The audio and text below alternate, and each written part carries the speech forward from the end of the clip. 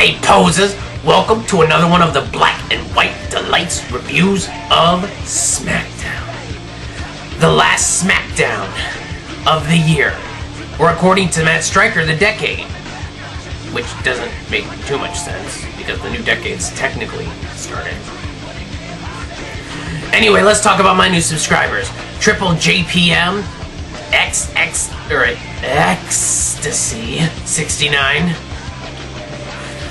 Dashing Kevin Walsh, WWE BLL1, Chris 939352, and TX Wrestling 08. If I missed any of you guys, let me know. As I said, I get my emails from YouTube, and well, we all know how reliable YouTube is most times. Thanks you guys for tuning in. Thanks for subscribing. You guys are going to be given the privilege of seeing me week in and week out review the Blue brand. It's worth it. Okay, next on the agenda, Bobby Black asked me to do the second honorary inductee into the Future Endevours Club 2010. I'm going to reveal the second person. The first person, of course, was... oh yeah, Shelton Benjamin. Sorry, I don't pay too much attention to Bobby Black and what he does. He's just a nerd. Me? One thing. Bobby? Nerd. So, anyway, I know I've been talking about doing like this before show rant or before show talk or something. I'll probably call it the opening bout or something. I just don't know if I want to do that and extend my video so long because, I mean, my last one was like over 20 minutes. And I just don't like having long videos like that. However, I don't like to do more than one video a week, so I'm kind of caught at a crossroads, and it all depends on how many people want the talk beforehand, or maybe I should do 2 videos a week. I don't know.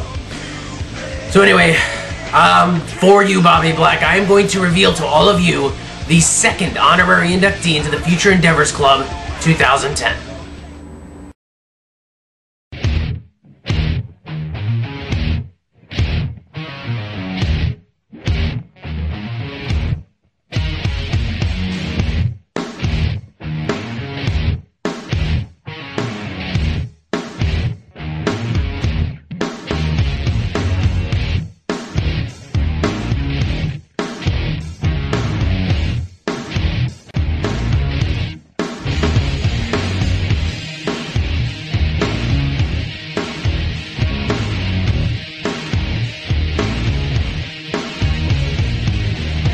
Alright, now with all that out of the way, let's jump right into our Smackdown review. Get ready for the Smackdown! Get ready for the Smackdown! How you gonna react when you're put in the back now? Cause there's no turning back when you're facing the Smackdown!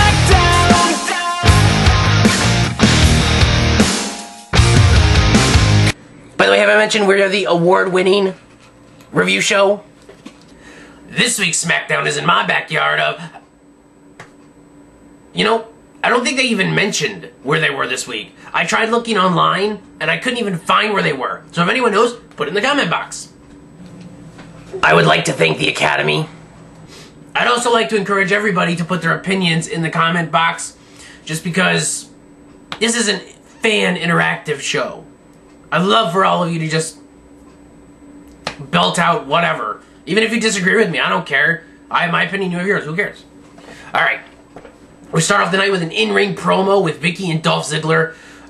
Vicky just says that she has vertigo now because John Cena lifted her up onto his shoulders. It was kind of dumb. I'm glad they're showcasing the mid-carders in the opening segment, but it's like, really?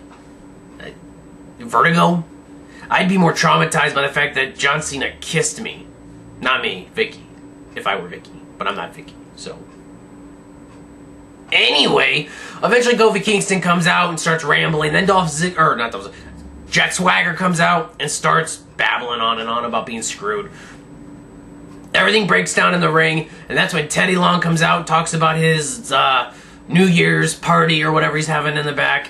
And he makes an IC title match for tonight, which is triple threat main event. A-okay in my book. Oh, well, how are you doing, Mr. Award? I'm good, how are you? Well, I'm glad that I won you because I'm awesome. Yes, you are. You're very awesome. Why, thank you, Mr. Award. Go to the first match of the night, which is Big Show versus Dashing Cody Rhodes. This is a pretty typical Big Show match. I mean, I'm excited about this feud just because it's Cody Rhodes feuding with somebody instead of just kind of being around people and telling them to groom themselves, which is kind of weird. But, so Big Show basically just dominates the beginning of this match. He gives Cody Rhodes a stink face. I kid you not, a stink face. So, of course, Cody Rhodes gets all bent out of shape, goes out, checks his face in the mirror looking for any turd or dingleberries or anything like that. And so he gets back in the ring and he starts fighting the Big Show grabs him by his head.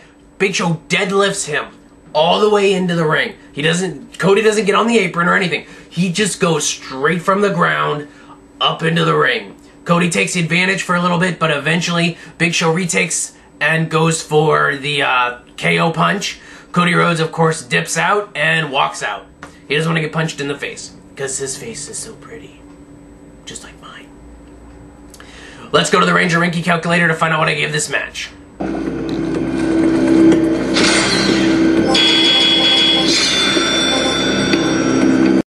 2 out of 5 Black Rangers. As I said, it wasn't a terrible match, but the ending was kind of dumb. I mean, Cody just kind of rolled out of the ring and walked out when Show was gonna go for the punch. So it was like, if it would have ended like with Cody Rhodes winning or even Big Show winning with the choke slam or whatnot, I probably would have gave it a 3, but the ending just kind of killed the average-ness for it.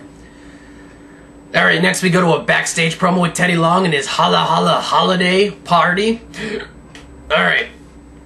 So ADR's rookie, which is some rat guy from Brooklyn or something like that, from NXT, starts hitting on Eve, I think, because Eve has cheese and he's a rat. Get it?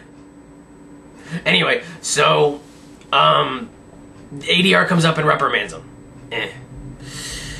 Next we go to a part where Teddy starts inviting people up to give their New Year's resolutions or whatnot, and Drew McIntyre comes up and he says that he's going to be champion in 2011, which he didn't say which champion, he just said champion.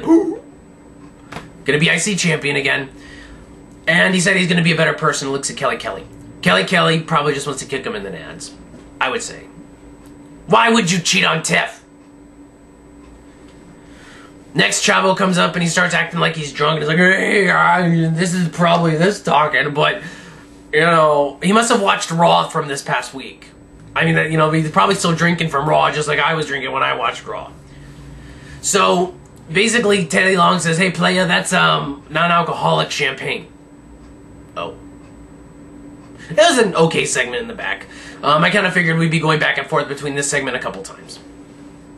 Next, we go to the second match of the night, which is Drew McIntyre versus Trent Beretta. This was actually a good mid-card back-and-forth match. Both guys got decent offense. Trent Beretta took the high-paced action. Drew McIntyre, of course, with his grappling brawler style, kind of worked on that angle. And they actually both had a really good back-and-forth match. The match ended when Trent Beretta went to just jump outside the ring to do a suicide dive. Drew McIntyre moves out of the way, and Trent Beretta just crashes and burns. I mean, like almost directly on his, like, remember Taker from WrestleMania 25 when he dove for Michaels and he kind of hit the cameraman going out and he laid there for a while? That happened, except there was no one in the way for Trent Beretta to break his fall. Trent Beretta went out and splashed and did it. It kind of seemed like a work because afterward Drew McIntyre did the future shock on the outside on him, but if he was really injured, I don't think they would have done that, but who knows. Let's go to the Ranger Ranking Calculator from what I gave this match.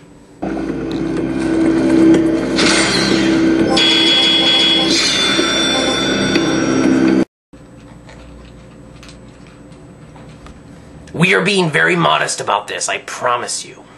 3 out of 5, Yellow Rangers. It was a good match. Great match, back and forth. Just good fast-paced versus brawling action. I cannot complain. It would have been a 4, but the ending, again, is the ending. Just kind of stunk. But anyway, I don't know. Next we go to a backstage promo again with Chavo hugging the Soaring Eagle.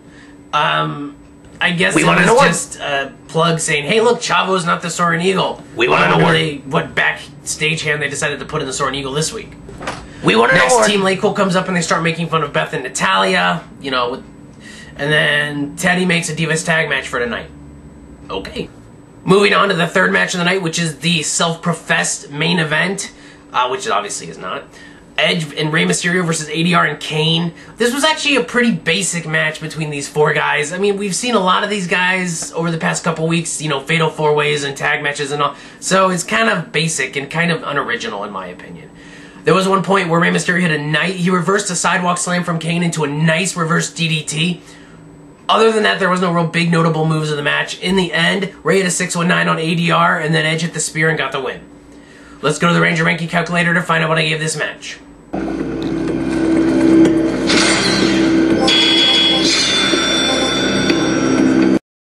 2 out of 5 Red Rangers. As I said, kind of a basic match, but it wasn't awful. I'd watch it, but it's not terrible. Another backstage promo with the Holla Holla Holiday celebration. Chavo Guerrero is trying to impress Caitlyn and fails by, you know, trying to do the helium with the balloons thing. Why are they doing this to Chavo? I don't get it. Chavo is a great wrestler. Why screw him up this way? Next up, Cody Rhodes comes up to the microphone and starts poking a fight with the Big Show, and then Big Show says, "Oh, I'm going to fight," and then Teddy says, "No, we're not going to fight this year," and Cody Rhodes runs off. That's about it. Next, we go to the fourth match of the night, which is Team Lake Cool versus Beth Phoenix and the Anvilette, Natalia Neidhart. This was actually a good women's match. It got time. All four competitors were doing good. Layla did some great ring work in this matchup. I mean, I'm not that fond of Michelle McCool, but Layla's a great wrestler in the ring. This match proved it. I mean, and then with Beth Phoenix and Natalia, this is a grade A match. Got time, and I don't know. I really enjoyed this match. In the end, there was a sharpshooter by Michelle McCool. Or I'm sorry, Natalia was going for a sharpshooter on Michelle McCool. Or I'm sorry, Layla. Michelle McCool came in, just kicked Natalia straight in the jaw, just boom, and just knocked her stupid. But in the end, it was a glam slam by the Glamazon on Michelle McCool to get the win. Good match, got time. I mean, it was like a match from Superstars. You know, they actually have those matches on Superstars that are good. Let's go to the Ranger ranking calculator and find out what I give this match.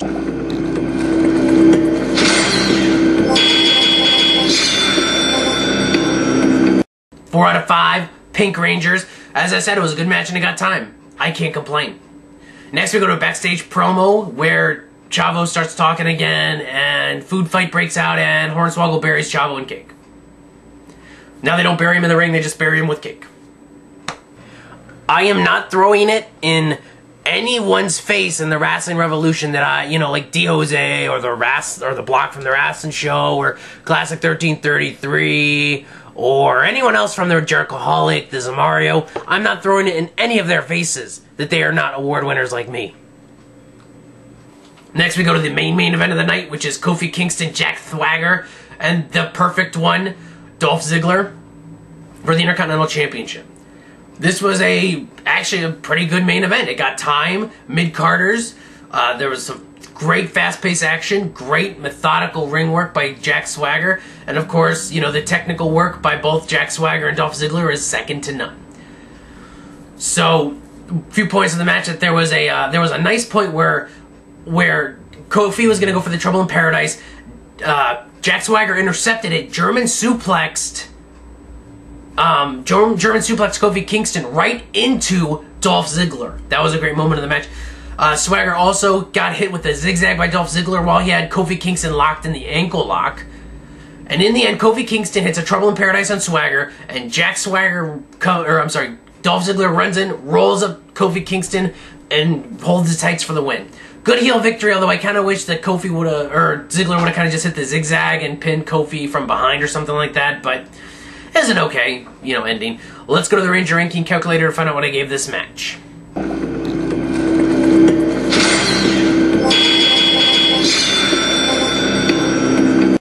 3 out of 5 Green Rangers. As I said, this match wasn't incredibly great, but there were some good notable points in the match.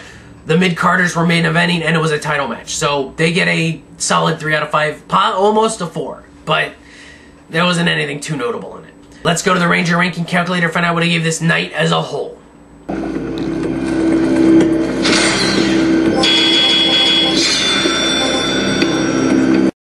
4 out of 5 Blue Rangers. It teetered on a 3 or a 4, but the only reason why I got a 4 was because they're showcasing the mid-carders on SmackDown.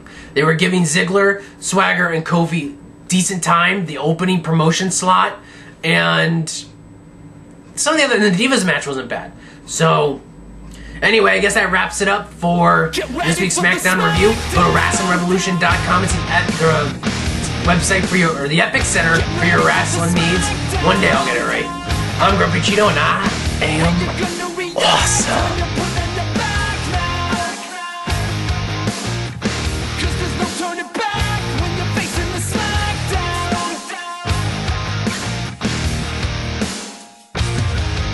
And always remember, we won an award.